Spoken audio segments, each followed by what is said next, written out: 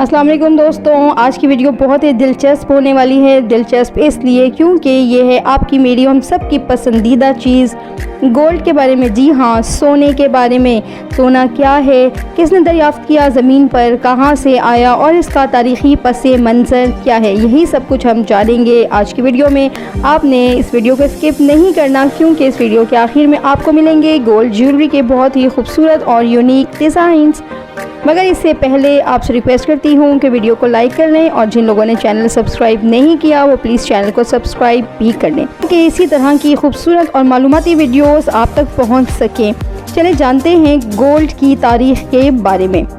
سونا اصل میں ایک چمکدار، نرم اور پیلے رنگ کی دھات ہے جسے اس کی لچک اور نرمی کی وجہ سے کسی بھی شکل میں ڈھالا جا سکتا ہے۔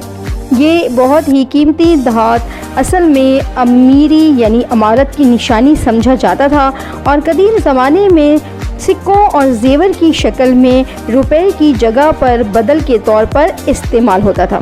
زمین پہ پائی جانے والی دھاتوں میں گولڈ اور سیزیم دو ایسی دھاتیں ہیں جو قدرتی طور پر پیلا رنگ لگتی ہیں، جبکہ کاپر ایک ایسی دھات ہے جو قدرے گلابی مائل پیلے رنگ کی دھات ہوتی ہے۔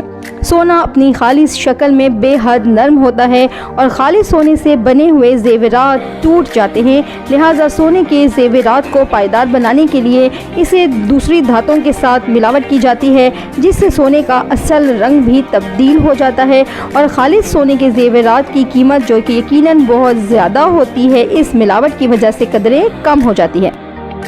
اب ہم جانتے ہیں دوستوں کہ سونا کس نے دریافت کیا۔ اس سوال کا جواب کچھ یوں ہے۔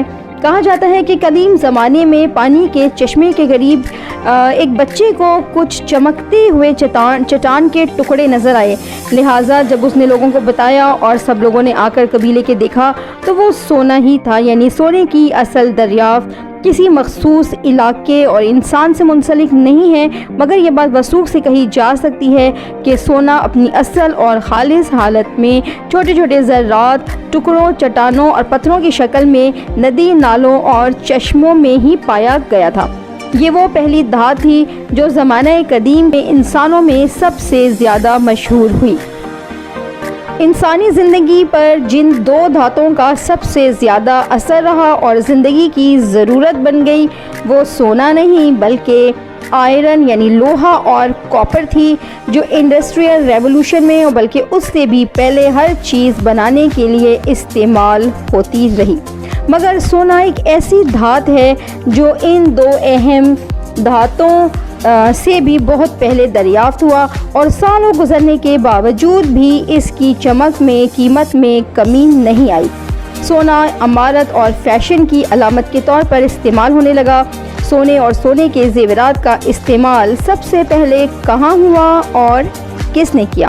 تو کہا جا سکتا ہے کہ زمانہ قدیم میں سونے جیسی چمکدار اور خوبصورت دھات کو زیور کی شکل میں ڈال کر پہننے کا رواج قدیم دیوی دیوتاؤں اور شاہی خاندانوں میں پایا جاتا تھا، یعنی قدیم زمانے کے بادشاہ، ملکائیں، شہزادیاں اور دیوی دیوتاؤں کو چڑھاوے کے طور پر گولڈ زیور کی شکل میں ڈال کر استعمال کیا جاتا تھا۔ سونے کے سکے بنائے جاتے تھے جو نذرانے کے طور پر دیے جاتے تھے۔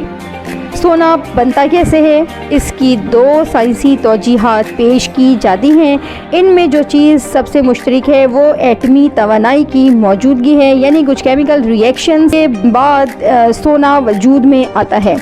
سونا سکوں، زیورات اور اینٹوں کی شکل میں بتوں، دیوی دیوتاؤں کے چڑھاوے کے لیے مانگا جاتا تھا۔ گولڈ آف ٹرائے جو ترکی میں کھدائی کے دوران دریافت ہوا 2600 قبل از مسیح پرانا ہے، کے پاس گولڈ ہونا طاقت اور بڑائی کی علامت سمجھا جاتا تھا۔ افلاطون اور ارسطو نے سونے کی دھات کے بارے میں کافی کچھ لکھا اور اس کے حجم اور پیورٹی کے بارے میں مختلف نظریات بھی پیش کیے۔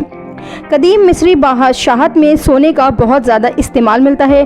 بطور پیسہ سونے کا استعمال 700 قبل از مسیح میں ملتا ہے، جب لیڈین نامی تاجروں کے پہلے بنائے ہوئے سکے پر 63% سونا اور 27% چاندی مکس کر کے بنایا جاتا تھا، جنہیں الیکٹرم کہا جاتا ہے۔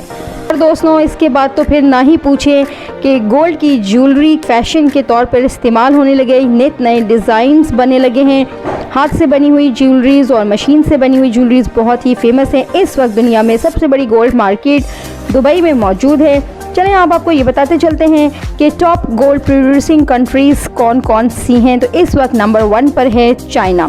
جی ہاں، سب سے زیادہ سونا اس وقت چائنا سے نکلتا ہے 383 ٹنز. اس کے بعد رشیا نمبر 2 پر، آسٹریلیا نمبر 3 پر، USA یعنی امریکہ نمبر 4 پر اور کینیڈا نمبر 5 پر ہے.